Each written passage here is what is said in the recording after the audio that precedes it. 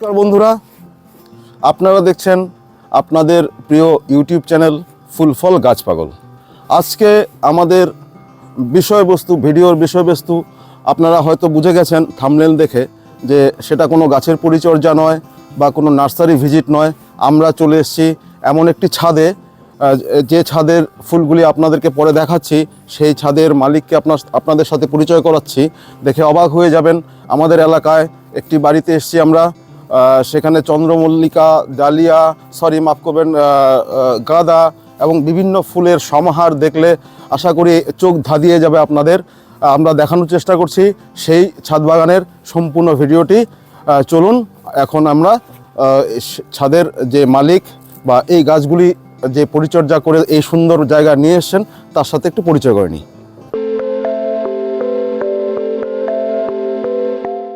বন্ধুরা, আপনাদের সামনে দেখতে পাচ্ছেন এই ছাদের যে মালি বা পরিচর্যা যে করেন এবং বাড়ির মালিক, সেই ভদ্রলোককে ওনার কাছ থেকেই ওনার পরিচয়টা জেনে নিই। আপনাদের সামনে ওনার পরিচয় করিয়ে দিই। দাদা, আপনার নামটা? আমার সুভাষ দে, অফিসিয়ালি নাম, নেট নাম টুনু দে। আচ্ছা, টুনু দে নামে পরিচিতি বেশি আমি। আচ্ছা, টুনু দে, ওনার নাম হচ্ছে টুনু দে, ভালো নাম হচ্ছে সুভাষ দে। এই জায়গাটা কোথায়, আপনার ঠিক লোকেশনটা একটু বলে দেন। পশ্চিম Jitpur, Alipurduar junction. Jitpur high school সম্মুখে। হ্যাঁ, জিতপুরে একটা হাই স্কুল আছে, সেই হাই স্কুলের লাগোয়া একটা বাড়ি। এই বাড়ির ছাদে আমরা দাঁড়িয়ে এই ভিডিওটা করছি। তো আপনার ফুলের শখ, আমি আপনার ছাদে প্রথম আমরা এলাম আজকেই। তো আপনার ছাদের যে ফুলের সম্ভার দেখে তো আমার কি আর বলবো, ভাষা নেই, বাকরুদ্ধ হয়ে যাচ্ছি। তো এখন ঘটনা হচ্ছে এই যে ফুলের নেশা আপনার, সেটা আপনার কি অনেক পুরনো নেশা বোধ হয়? আমার বাবা রেলে সার্ভিস করতেন, আমরা রেল কোয়ার্টারে ছিলাম। তো আমার নেশা, আমার এক মামা ছিলেন আমার আলিপুরদুয়ারে, উনি ছাদ বাগান করতেন। ওখান থেকে আমার নেশা অটোমেটিকলি চলে আসে আমার কাছে। আমি তখন ক্লাস এইটে কি 9-এ পড়ি, কোয়ার্টারে তখন বাগান করতাম ছোটো মোটো। আচ্ছা আচ্ছা। ওখান থেকে আস্তে আস্তে করে আমি এই বাগানের পরিচর্যা। তো আপনি একাই করেন এই পরিচর্যা? বাড়িতেও তো দেখলাম অনেক মেম্বার্স আছে, আপনাকে কেউ সহযোগিতা করে না? আমার সেই যে ভাই আছে, আচ্ছা, উনি মাঝে সাঝে একটু হেল্প করে। আচ্ছা আর আচ্ছা। আমার মিসেস একটু জল টল দেয়, মিসেসও হেল্প করে আর কি। আচ্ছা, তো আপনি কি প্রতি বছরই এরকম? প্রতি বছরই করেন? কত বছর ধরে করছেন এরকম ফুলের এরকম আপনারা এসে করছেন, কি বলে ওই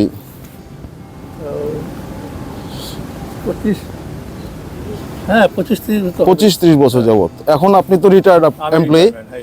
আচ্ছা, এখন তো অনেক সময়। এখন আমার সময় হলো তো বেশি, 10টার পর আমি থাকি না। আচ্ছা, তখন রোদ চলে আসে, তো সকালের দিকে কাজটা করেন? সকালের দিকে কাজটা আমি 6:30-6টার মধ্যে ছাদে আসি। পরিচর্যার কাজগুলি সকালের দিকেই করেন? 6:30 থেকে 6:30টার মধ্যে ছাদে আসি আমি। আচ্ছা। আর হায়েস্ট আমি 10টা অবধি। যখন অফিস ছিল আমি তখন ওই 10টা অবধি থাকতাম। আচ্ছা। সাথে করে আমাকে অনেকে অফিসিয়ালি জিজ্ঞেস করতো কি করে সময় কোথায় পাই। ফুলকে যারা ভালোবাসে, সময় বের হয়ে যায়। ভালোবাসে, যাদের ফুলের প্রতি নেশা আছে এবং গাছের প্রতি যাদের ভালোবাসা আছে, তারা কোনো না কোনো ভাবে সময় বের করে। একদম ঠিক, একদম ঠিক। আমার ক্ষেত্রেও কিছুটা এরকমই হয়।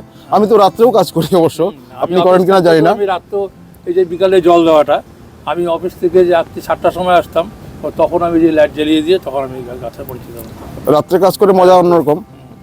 তো দাদা, এই যে আপনার ছাদে এলাম, দেখতে পাচ্ছি এত চন্দ্রমল্লিকা। এই চন্দ্রমল্লিকাগুলি কি আপনার নিজের হাতের চারা নাকি দোকান থেকে বা নার্সারি থেকে কালেক্ট করা চারাগুলি? নার্সারি থেকে কালেক্ট করা, কিছু চারাগুলি হাতেরও আছে, বাজারও রাখেন কিছু আছে। কিছু মাদারও।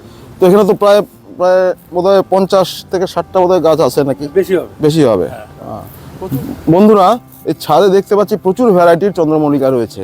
তার মধ্যে পম্পন থেকে শুরু করে পুনে ভ্যারাইটি, কিছু স্পাইডার ভ্যারাইটি আছে, আপনার বল ভ্যারাইটিও রয়েছে, কিছু কিছু এটা আড়ালে আছে, আপনাদের পরে দেখাচ্ছি। বিভিন্ন ধরনের চন্দ্রমল্লিকা রয়েছে।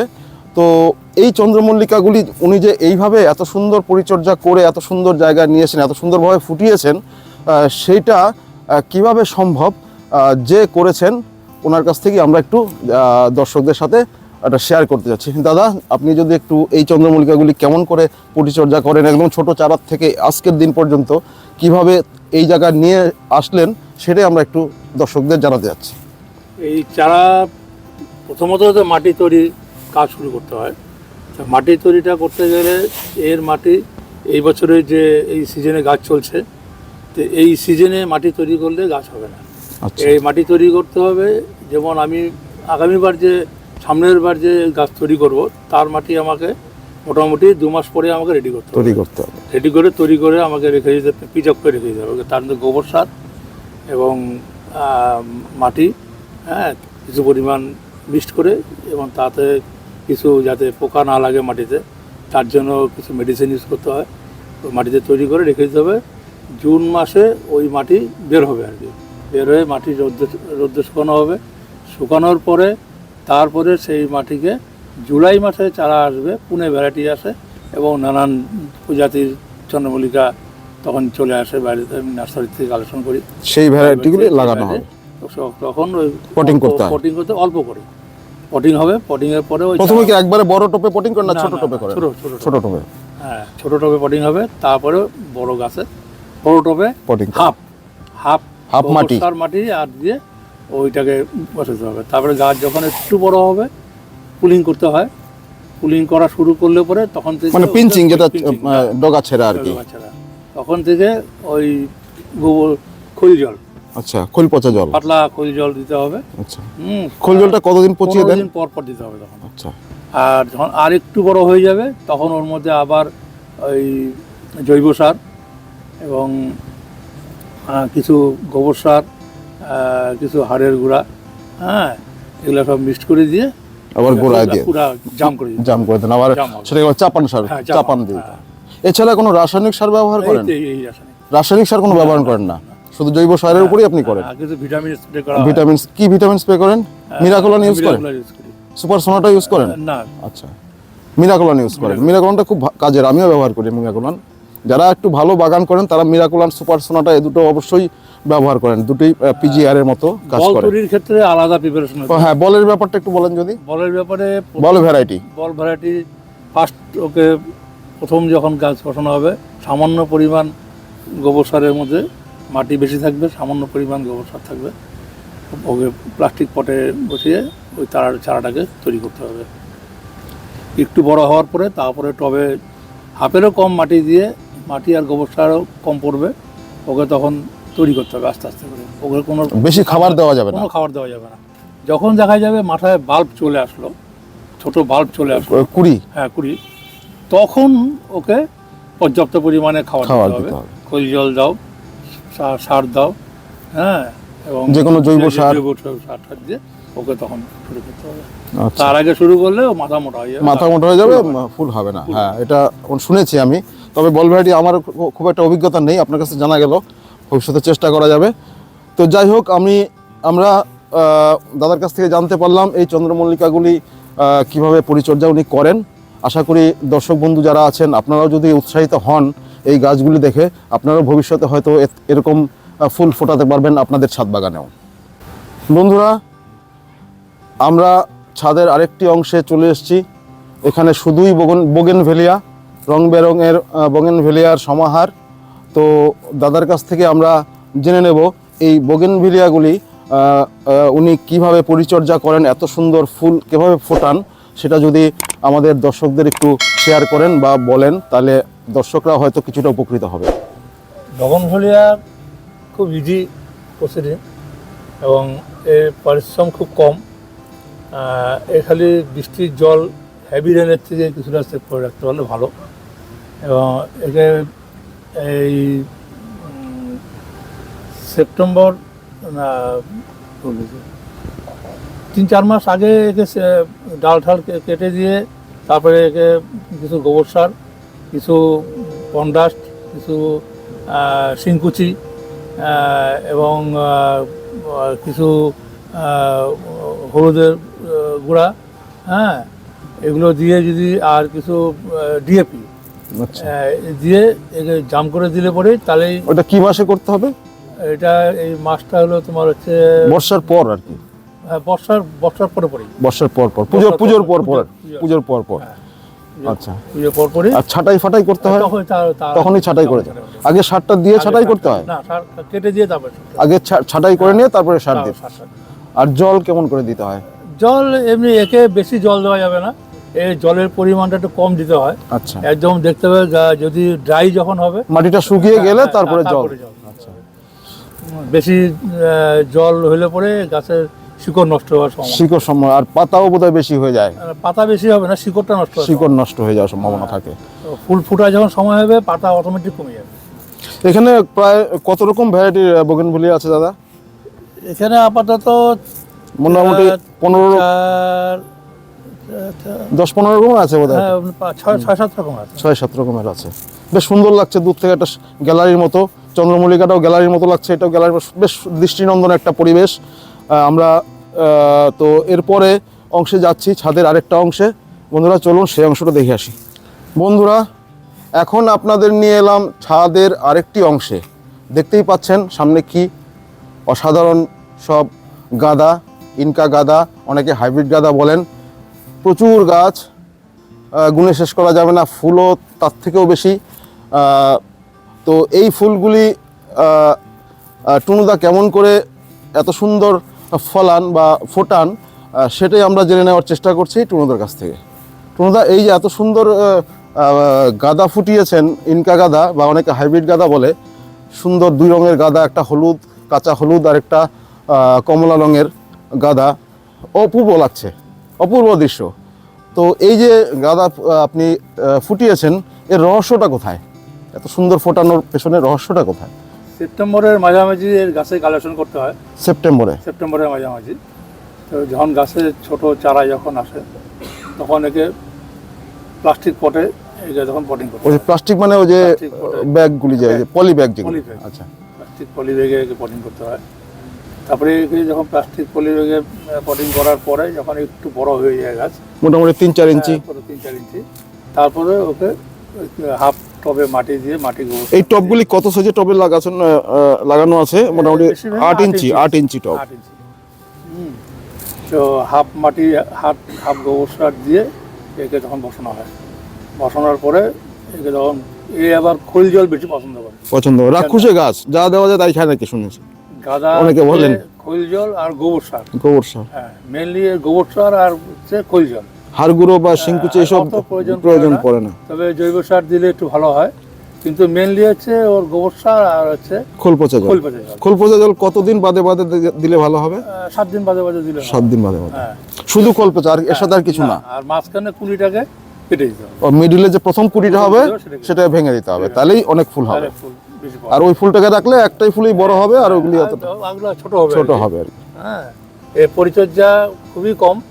হ্যাঁ, তবে পরিশ্রম কম, তবে তার রিটার্ন অনেক বেশি, ফুলের শোভা বেশি পাওয়া যায়। শোভা বেশি, রিটার্ন মানে কম খরচে সুন্দর শোভা পাওয়া যায় আর কি। হ্যাঁ, মানে রোদ লাগবে। তা দর্শক বন্ধুরা, টুনুদার কাছে শুনতে পারলেন বা বুঝতে পারলেন যে এই গাদা করাটা খুব একটা কঠিন ব্যাপার নয়। আপনারাও চাইলে এরকম গাদা আপনার ছাদে বা আপনার বাগানে, আপনার ব্যালকনিতে ফুটিয়ে তুলতে পারেন, যদি সেখানে অবশ্য পর্যাপ্ত রোদ থাকে। নিশ্চয়ই রোদের ব্যাপারটা একটা গুরুত্বপূর্ণ জিনিস। রোদ থাকলে আপনারা এরকম গাদা আপনাদের ছাদেও আপনারা করতে পারবেন। টুনুদা যেভাবে বললেন, এইটুকু পরিচর্যা করুন, আপনাদের ছাদও আলো করে তুলুন এই ধরনের ফুল দিয়ে। বন্ধুরা, আপনারা কেউ যদি এই সুন্দর বাগানটি পরিদর্শন করতে চান, স্বচক্ষে নিজের সামনে দাঁড়িয়ে নিজে দেখতে চান, তো টুনুদার সাথে যোগাযোগ করতে পারেন। উনি ঠিকানা বলে দিচ্ছেন এবং ফোন নাম্বারটা আমরা ডিসপ্লেতে দিয়ে দিচ্ছি, স্ক্রিনে দিয়ে দিচ্ছি। এবং টুনুদা কখন আসতে পারে, কেউ যদি আসে আপনার বাগান দেখতে, তো আপনি তো নিশ্চয়ই তাকে দেখাবেন। তো তো সেক্ষেত্রে আপনি আপনার ঠিকানাটা তো আমরা প্রথমেই বলেছি, আপনার ফোন নাম্বারটা, কন্ট্যাক্ট নাম্বারটা এবং সময়টা, কখন আসলে আপনার পক্ষে সুবিধা হয় সেটা একটু দর্শকদের জানিয়ে দিন। আমি দর্শকদের উদ্দেশ্যে বলছি, এবং আমার এই ছাদ বাগান যদি যে কেউ যে কোনো সময় চলে আসতে পারে, তবে বিশেষ করে 4টার পরে আসলে খুব ভালো হয়। তাহলে ফুলের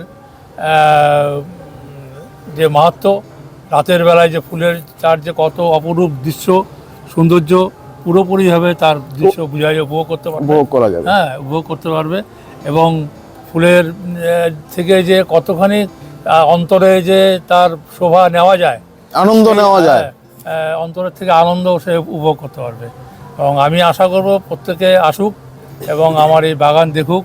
তবে বাগান দেখতে গেলে মোটামুটি দিন 20 মধ্যে চলে আসতে হবে, নাহলে ফুলগুলি সব নষ্ট আস্তে হয়ে আস্তে যাবে। আস্তে আস্তে করে ওরও তো যাওয়ার সবারই একটু যাওয়ার সময় হয়, এদেরও যাওয়ার সময় চলে আসবে, তখন এর ভালো যে গ্রোথ এবং ভালো যে ওর যে দৃষ্টি দিয়ে যে নান্দির দেখা, কথাটা থাকবে না আর কি। সেই জিনিসটা হয়তো পাওয়া যাবে না। তো আমি আশা করব আপনাদের যাদের আসার ইচ্ছা হবে জিতপুর হাই স্কুলের সম্মুখে, আমার নাম টুনু দে এবং ফোন নম্বর তো দেওয়াই থাকবে মোবাইলে। তবু একটু ফোন নাম্বারটা মুখে বলে দিন আপনি। 8918866320 এই নম্বরে যোগাযোগ করে যেন চলে আসে আমার এখানে। তো বন্ধুরা, এখন আমরা যে ছাদে দাঁড়িয়ে সেই ছাদের মালি, বাগানি বলুন, যাই বলুন, মালিক বলুন, তার কাছ থেকে আমরা 2-4 কথা শুনে নিতে চাই। টুনুদা, দর্শকদের উদ্দেশ্যে আপনার কিছু বক্তব্য রাখুন বা আপনার কিছু পরামর্শ বা যাই বলুন, আপনি কিছু বলুন। আমি দর্শকদের উদ্দেশ্যে একটা কথাই বলবো, নতুন প্রজন্ম যারা নতুন প্রজন্ম তাদেরকে বলবো পড়াশোনার সাথে সাথে এই বাগান পরিচর্যাও করা যায়। তাদেরকে 2-1টা করে গাছ বসিয়ে যদি প্রথম থেকে যদি তার ভিতরে নেশা তৈরি হয় আর কি, যখন ছোট ছোট চারা আনার পরে যখন 1-2 করে ফুল ফুটবে, খারাপ ফুটুক, তাতেও তার ভিতরে একটা আনন্দ আসবে, আস্তে আস্তে করে আনন্দ আসবে। এবং গাছের যারা পরিচর্যা করে আশেপাশে তাদের সাথে যদি 2-1টা কথাবার্তা বলে কীভাবে গাছ করতে হয়, কীভাবে গাছের পরিচর্যা করতে হয়, তারা অবশ্যই তাদেরকে সহযোগিতা করবে। এবং আশা করি তাদের মনে আস্তে আস্তে করে অল্প অল্প করে গাছের পরিচর্যা এবং গাছের নেশা চলে আসবে। পড়াশোনার মাধ্যমে এবং কাজের মাধ্যমেও এই গাছ করা যায়।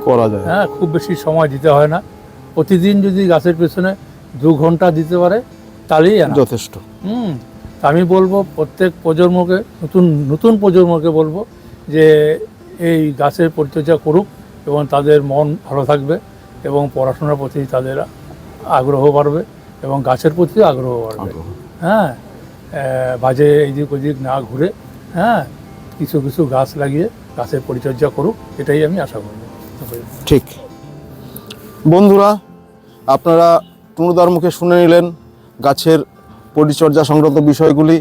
উনি নতুন প্রজন্মের মানুষের কাছে, ছেলে মেয়ের কাছে একটা বার্তা দিতে চেষ্টা করলেন যে গাছ লাগান, আপনারাও গাছ লাগান, তোমরাও গাছ লাগাও, 1-2 গাছ লাগিয়ে শুরু করো, দেখবে আস্তে আস্তে গাছের প্রতি ভালোবাসা বাড়বে, টান বাড়বে, তখন এরকম এমনকি এর থেকেও বেশি সুন্দর ছাদ বাগানের তোমরা অধিকারী হতে পারবে।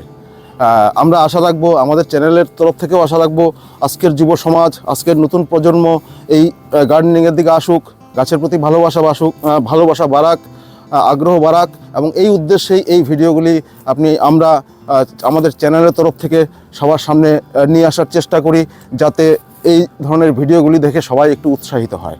তো বন্ধুরা, আজকের ভিডিওর বিষয়বস্তু ছিল একটি ছাদ বাগান পরিদর্শন এবং আমাদের চ্যানেলের সর্বপ্রথম ছাদ বাগান পরিদর্শন।